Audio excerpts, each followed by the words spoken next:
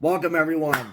Zach, the Incredible Impression here. What you're about to hear is the podcast that I did with Jim Sherpa, the host of Too Many Podcasts, Sherpalution. And all I can say is, I hope you dig it.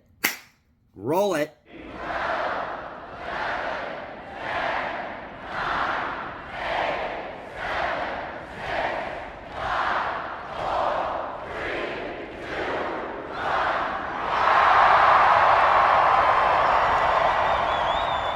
Hello, Rebels of the Sherpalution. Normally, I start off this podcast by saying hi, but I'm going to start this one off by saying hydration. We know how important hydration is for our bodies. It's the thing that keeps us running, right? You want to be a well-oiled machine. You want to be running efficiently. You know what can help you run efficiently? Liquid IV. It is the category-winning hydration brand fueling your well-being, and the hydration multiplier is the one product that you are missing in your daily routine. It comes in a little stick that's a powder, and in just one stick, you get 5 essential vitamins and 2 times faster hydration than water alone. If you use it first thing in the morning, maybe before a workout, when you feel run down, maybe after a long night out and doing a little partying, you know what I mean? And even what if you have like a long flight or something like that and you just bleh, right? We all feel that way. Bleh. So add this to your water, and that convenient packaging can go with you anywhere you go, even if you're going to the gym or you're traveling or you're at work and maybe you didn't have a great breakfast. At least it's something that will fuel you up in the morning. And there's a whole bunch of flavors that are available, like sea berry, strawberry lemonade, Concord grape, lemon lime, pina colada, tropical punch, watermelon, strawberry, passion fruit, guava, acai berry. Did I say that right? I never know how to say that. But those are just some of the flavors. Here's some statistics for you folks. 1 stick of liquid IV in 16 ounces of water contains 5 essential vitamins: B3, B5, B6, B12, and even vitamin C. And we all know how important those B vitamins are. It's got 3 times the electrolytes of traditional sports drinks. It's made with premium ingredients. It's non-GMO, and it is free from gluten, dairy, and soy. I'm going to offer you a great deal, Rebels.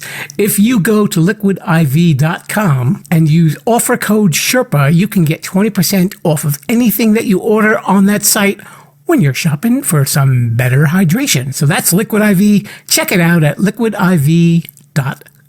Podcast that you're listening to is being presented to you in cooperation with the SJ Network. If you're a person who'd like to appear on a podcast, contact Stephen Joyner at s-j-network.com. Let's get on with the show. Today, on The Sherpa Screening Room, it's an interview with Zach Arnold, host of the YouTube channel, The Incredible Impression. You know, the Sherpa is an incredible impressionist. Sometimes, he can actually sound like he knows what he's doing. Coming to you from Sherpa Chalet in beautiful downtown Mount Podcastia, it's time for entertainment interviews in the Sherpa Screening Room. Grab an aisle seat and a bucket of popcorn, but don't crunch too loud or you'll miss the show. Now, here's your host, Jim, the Podcast Sherpa.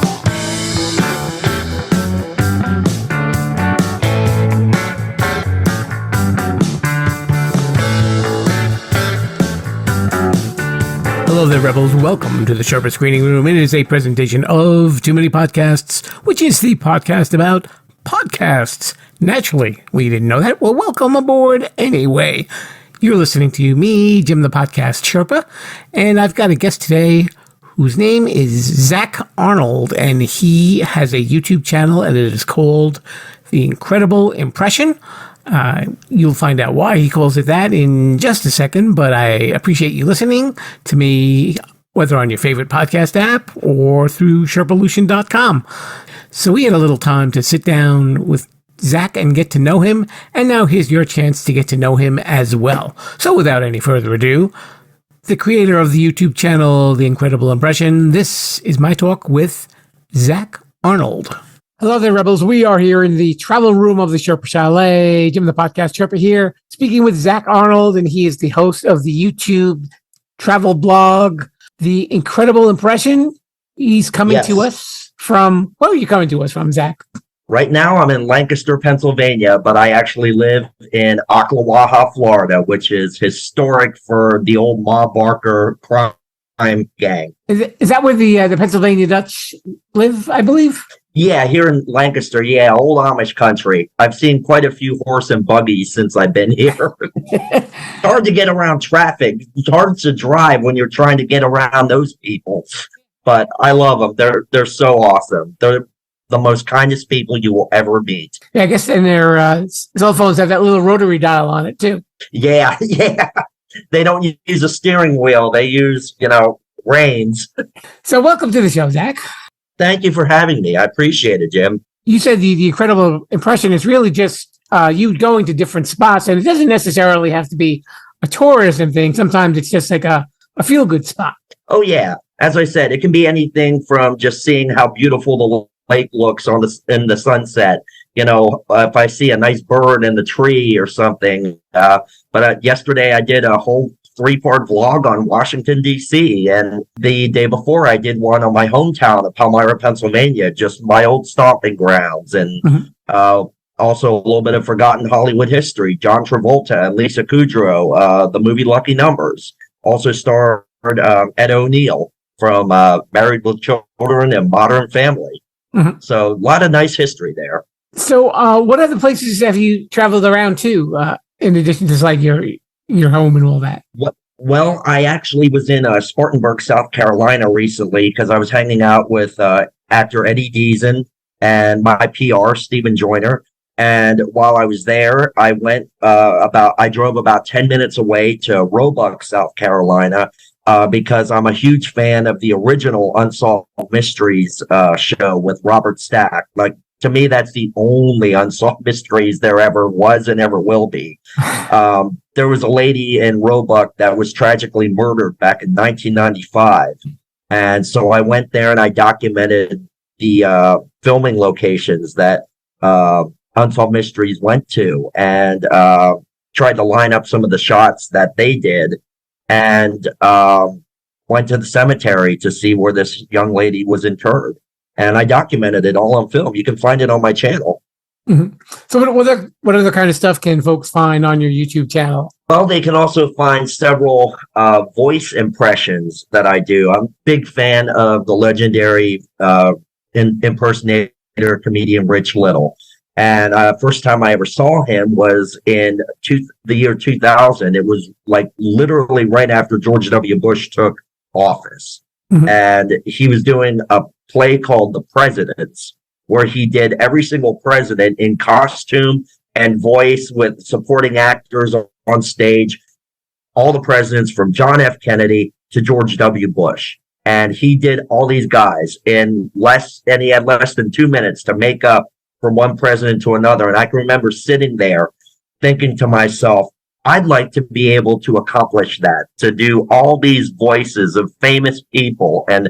And so the very first person I ever impersonated actually was Ringo Starr in a Beatles tribute band. And I was in 2 tribute bands, actually. I was in one from Ohio called Abbey Road.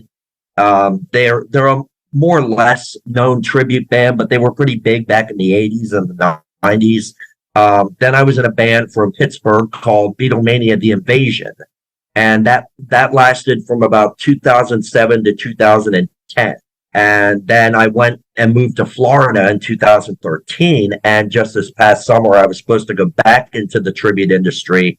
But things didn't quite go to plan. And that plan kind of got scrubbed right now. So, but I'm still doing impressions. I'm still doing the YouTube channel. And I'm looking to hopefully maybe get into the voice acting industry. I took an acting class down in Orlando as well, which was really great. So when you were doing the Beatle tribute thing, what is the tribute industry like? Is it very competitive, or it's just kind of like, well, we all like the same thing and we're just all paying tribute to it? It is. People might think it is extremely hostile and competitive. But I'm going to tell you that is far from the truth. Far from the truth. Everyone who is in the Beatlemania industry, the tribute band industry, they don't look at if you're auditioning for something that somebody else gets, or that you get over somebody else. They don't look at you and say, hey, man, you took this from me, don't talk to me anymore. No, they actually all message you on Facebook. They call you. They say, hey, I heard you got the part. Great job. Hope everything goes well. Keep in touch. I mean, it's just one big gigantic family with them. And, it's literally one of the greatest things you can ever be in. I mean, who in their life has a chance to be a Beatle for a little bit, I mean, we're talking the greatest band in history. Mm-hmm. Did you have to wear like the mop top and everything while you were playing the drums? Oh, yes. I mean, there were times we do shows in the middle of summer in the blistering heat outdoors, and putting on a wool suit and long pants and having a wig and stuff and having to, draw on a mustache and sideburns, by the end of the first act, by the end of the early Beatles segment, which is maybe 30 minutes long, already your sideburns are starting to melt off your face. Like Rudy Giuliani at a press conference. Yeah. Or Jimmy Swaggart, Did you do like the voice of Ringo when you were in the shows? Yes. Yeah. Yes, that is a must. You must do the voice. And I will say I did perform with some Beatle tribute guys that, I would hear them talking or singing, and I'd just think to myself, I'd be back there on the kit drumming away, and I'd just think, they're not getting it. They don't have that accent. Mm-hmm. So then when we were backstage, I pointed out to them and I'd say, hey, try doing this, tweak this just a little bit, and bring a little bit of that Liverpoolian drawl into it. And they'd be like, well, what do you mean like this? And yeah, exactly. That's exactly like it. And they said they don't forget how to do the voice. It's just, they're so absorbed. Because when you're on stage, you're feeding off the crowd. Right. You're not entertaining each other, but you're feeding off what the audience is bringing into you. And we would have some shows where the audience would just be like, I don't know about this. And so the other guys, I mean, I'm OCD, so I always make sure I stay in character. Mm-hmm. But the other guys are like, well, if the audience isn't really feeling it, you're not feeling it. So then, they just start to lose interest a bit, which, I say, you can lose interest, but stay in character. Right. I mean, come on. Especially if you're putting on a show for somebody. Exactly. Yeah. Because I'll be a little punchline here, a little joke. 95% of those people of those venues never called back. So could you do a little bit of Ringo? A little bit of Ringo Starr, yeah. I want to tell you, everyone right now, do not send any more fan mail to any address. I'm warning you with peace and love, but I have too much to do. I'm on tour right now. I have no time for bull crap. Something like that. What inspired you to do all of the videos that you do on your YouTube channel? I'm gonna give the credit to my favorite YouTube star that's out there, Adam the Woo. He is a vlogger from Florida.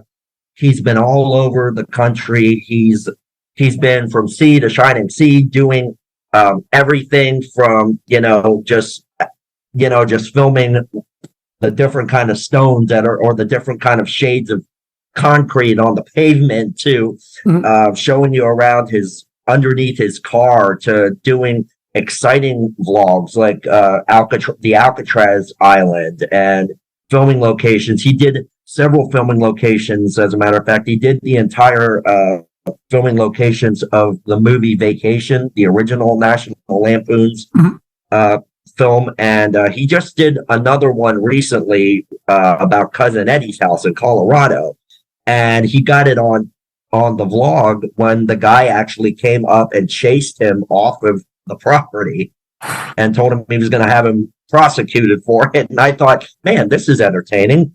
So that's where I got my influence. And I will say my wife and my two kids, they are so supportive of me, and they're always asking me, hey, what'd you do today? What was the vlog like? Was it fun? And I say, well, yeah, but I wish you guys could have been there.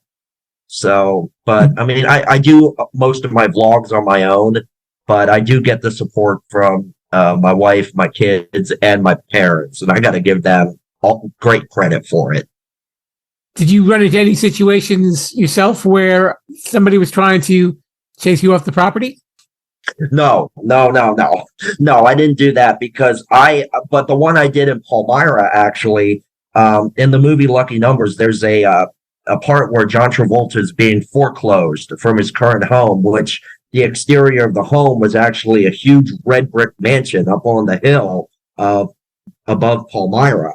And so I drove up to that mansion. I parked in front of the big double doors, and I went and I rang the Ring camera bell. Because when I go to do a vlog, I make no bones about the fact that I'm going to go in there and do it. So if it's private property or something, I'm always going to go and find out where the office is, or find someone that might know the property and know what's going on, and ask them, hey, may I take some pictures here? But this time around, the person was not home.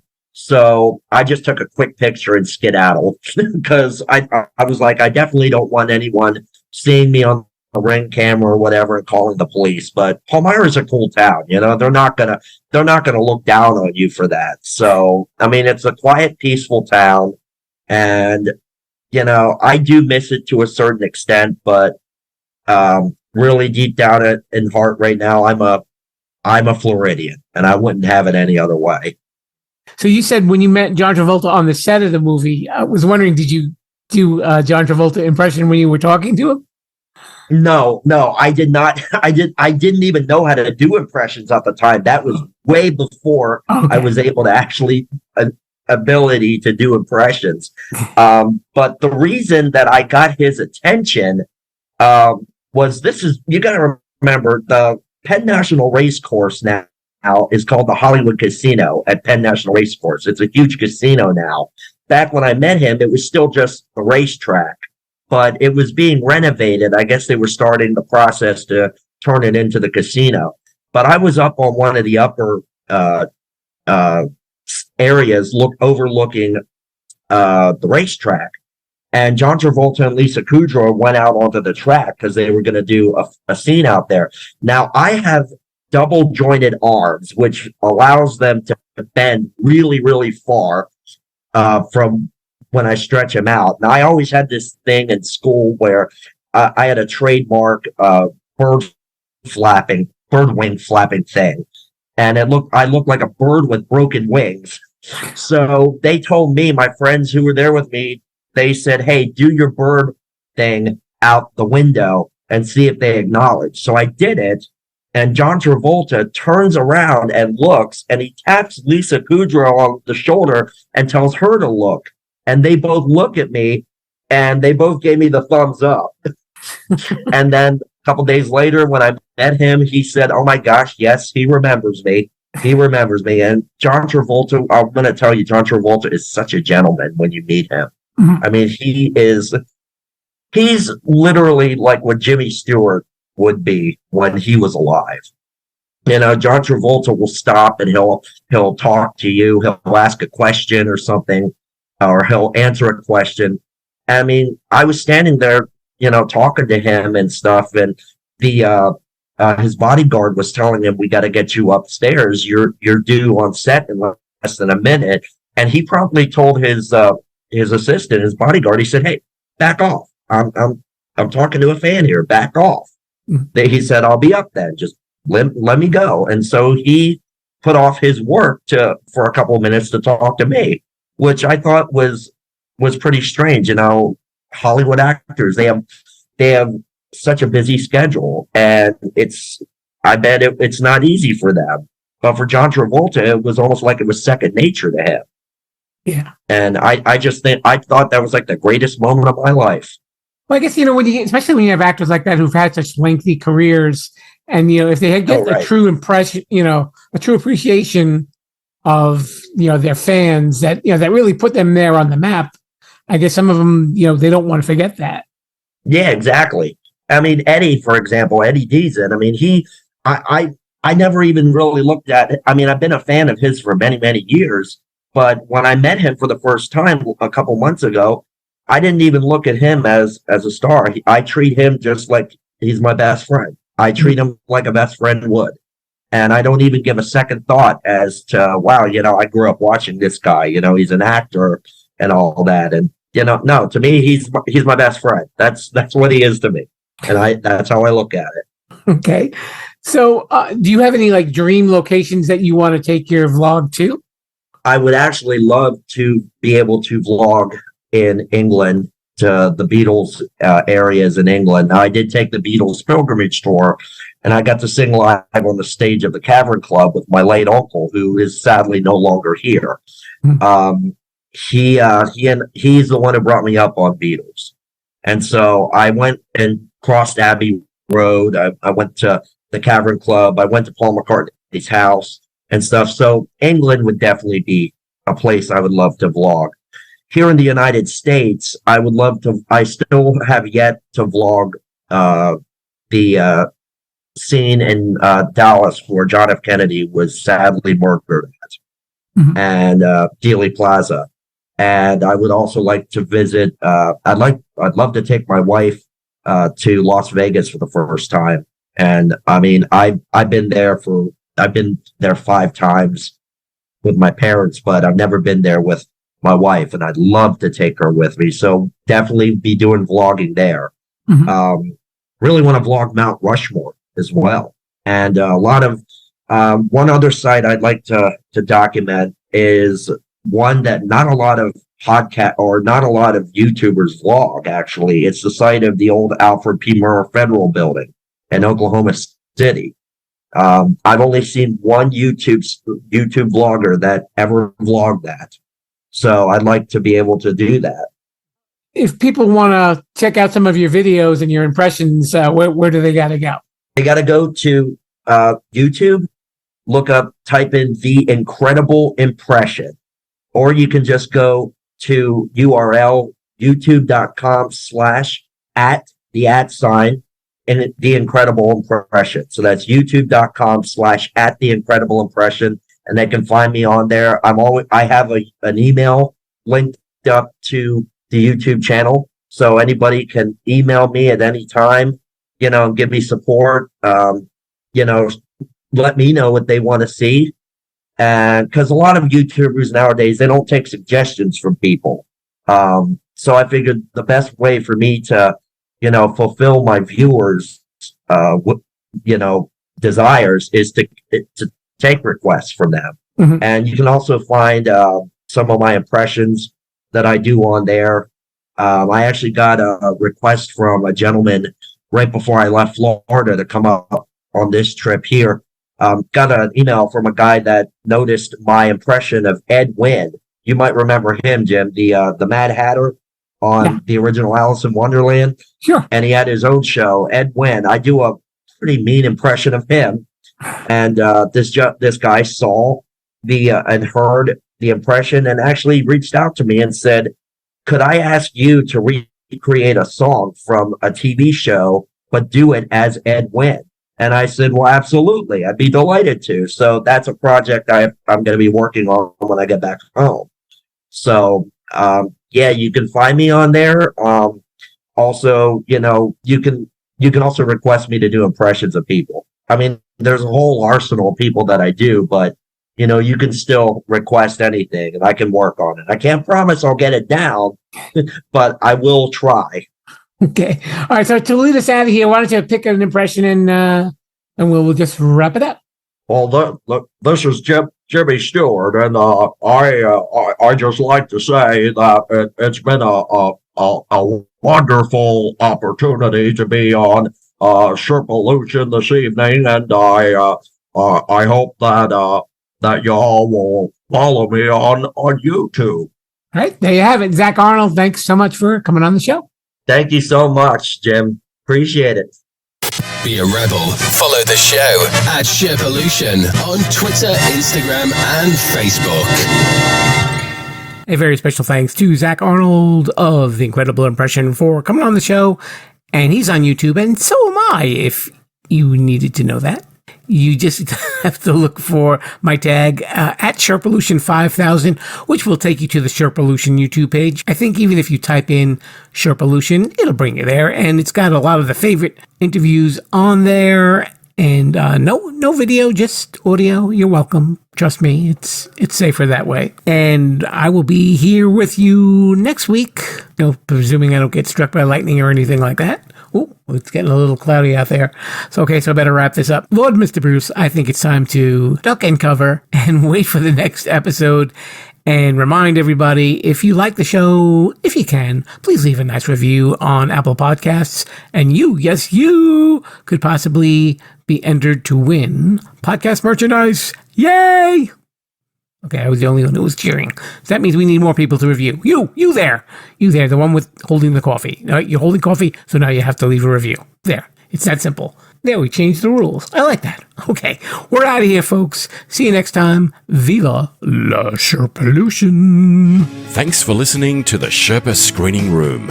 Don't forget to subscribe, rate, review, and share this podcast. I'm Mr. Bruce, and this has been a Sherpaloo Studios production. Viva la Sherpalution. Rebels, if you've been checking out some of my promotional ads on social media, you'll be aware that I have been using a lot of AI programs to help me create ads. But you know what? There's a lot more uses for AI than just funny little videos. And I'd like to introduce one of our new sponsors, Podium. It is a leader in creating AI tools for podcasters. Now, let's say you've got a podcast, or maybe you're even thinking of doing a podcast. You're probably wondering, well, how can AI be integrated with your workflow? I'll tell you about Podium. As a podcaster, you know that writing show notes and creating chapters and transcribing episodes takes a lot of time, and it can cost you a lot of money too. But you know what? That's where Podium comes in. It's an AI tool designed specifically for creators and podcasters with the goal of making post-production tasks quick and easy. And in just a few minutes, Podium generates show notes, chapters, summaries, clips for social media, a full transcript, suggested episode titles, social media posts, and more. Whew, that's a lot of work for one little program. Your show notes are key to your podcast's success because it helps new listeners find your podcast and they'll know if it's a fit for them. Kind of like Too Many Podcasts. It also improves your SEO. That's your search engine optimization. Ooh, big phrase there. And overall accessibility. And with Podium, you can focus on creating a great podcast and let Podium's AI do the heavy lifting. But Podium isn't just for solo creators and podcasters. It's a game changer for editors, producers, marketers, agencies, and production studios. Teams that use Podiums are able to increase workloads, decrease turnaround times, and improve their quality. How does it work? Very easy. First, go to Podium's website, and you'll see that link that's right there in the show notes.